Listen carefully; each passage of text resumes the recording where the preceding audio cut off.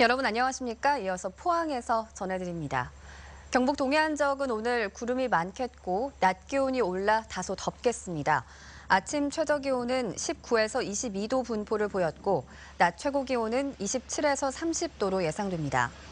울릉도와 독도에는 강풍주의보와 폭풍해일주의보가 내려져 바람이 강하겠습니다. 풍랑특보가 내려진 가운데 바다의 물결은 동해 앞바다에서 1.5에서 2.5m, 동해 먼바다에서 2에서 5m로 매우 높게 일겠습니다.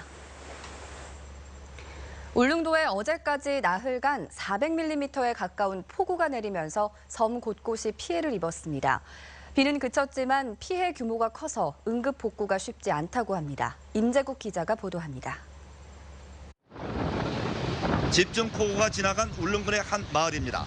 비가 그쳤지만 흙탕물이 쉴 새 없이 도로에 흘러넘칩니다. 섬 일주 도로도 흙더미에 뒤덮여 어디가 길인지 분간할 수 없습니다. 초등학교 운동장엔 산사태로 밀려온 토사가 쌓여 있습니다. 침수된 주택과 차량도 진흙에 파묻혀 폭우 피해를 짐작할 수 있습니다. 이상한 소리 나길래 예감이 안 좋더라고요. 그래서 문을 열어봤더니 저기서 물이 막 밀려가 오는데요. 우리가 저번에 해외 보던 듯 했거든요. 저는 맨발로 나갔어요. 지난 사흘 동안 울릉도에 내린 비는 400mm. 1938년 기상 관측 이래 3일 누적 강수량으로 최고치입니다. 기록적인 폭우로 가두봉 피암 터널은 붕괴되고 섬 일주도로 일부 구간에 낙석과 산사태로 교통이 통제되고 있으며 주택 침수로 주민 60여 명은 경로당 등에서 지내고 있습니다.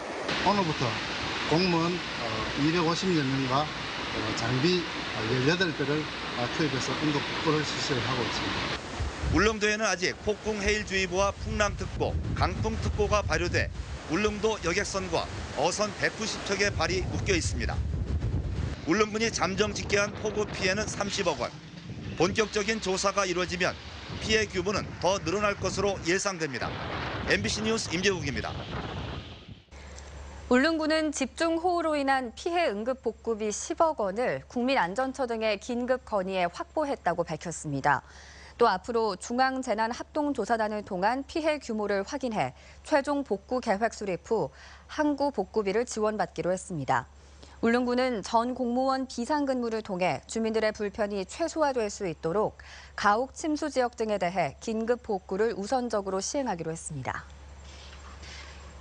정부가 국무회의에서 내년도 예산안을 처리함에 따라 지역 현안에 반영된 예산도 윤곽을 드러내고 있습니다.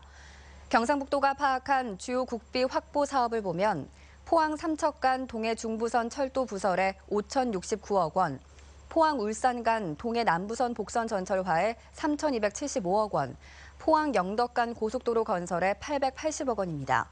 하지만 올해 20억 원을 확보한 영일만 횡단대교 건설 예산은 내년에 반영되지 않아 국회 심의 때 100억 원을 증액하는 데 힘을 쏟기로 했습니다. 또 포항 안동 간 국도 4차로 확장과 신라 왕궁 복원, 영일만항 건설, 울릉도 일주도로 건설 사업 등도 확보된 예산이 적어 국회 차원의 증액을 추진하고 있습니다. 철강 경기 침체 속에 현대제철을 제외한 국내 주요 철강사의 직원 수가 감소한 것으로 나타났습니다. 포스코는 자발적인 구조조정 등으로 지난해보다 2.9% 감소한 16,900여 명이었으며 동국제강 직원도 3.6% 줄었습니다. 반면 현대제철의 경우 사업 확장 등으로 올해 상반기 기준 직원 수는 3.7% 증가한 11,300여 명을 기록했습니다. 한편 국내 주요 철강사들은 경기 침체를 반영해 올해 채용 규모를 다소 줄일 것으로 알려졌습니다. 가을철 발열성 질환인 쯔쯔가무시병이 늘어날 것으로 예상됨에 따라 포항시는 주의를 당부했습니다. 올 들어 쯔쯔가무시병 발생 환자는 경북이 85명, 포항이 32명으로 특히 포항은 벌써 지난해 전체 환자 22명을 넘어섰습니다. 포항시 남북구 보건소는 쯔쯔가무시병은 털 진드기 유충에 의해 9월에서 11월 사이에 주로 발생한다며 야외 활동 시 가능하면 긴 옷을 입고 풀숲에 옷을 벗어두거나 눕지 말 것을 당부했습니다. 네, 이상으로 포항 MBC 생활 뉴스를 마칩니다. 여러분 고맙습니다.